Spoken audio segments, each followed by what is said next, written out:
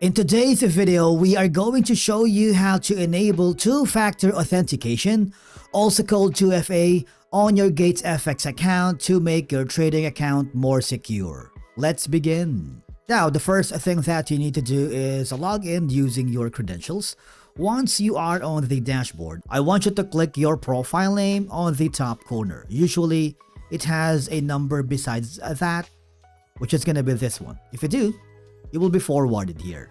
Okay, so I want you to click the settings here because there is an option that says two-factor authentication, which is currently disabled, and I want you to enable that by clicking the lock button.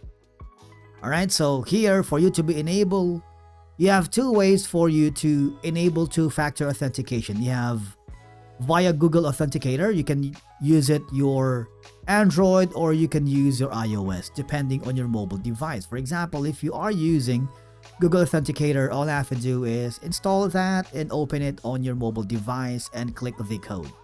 Once you've entered the correct code and confirmed, you'll see that the 2FA is now enabled. That means each time you log in, you'll need this extra code, giving your account much stronger protection.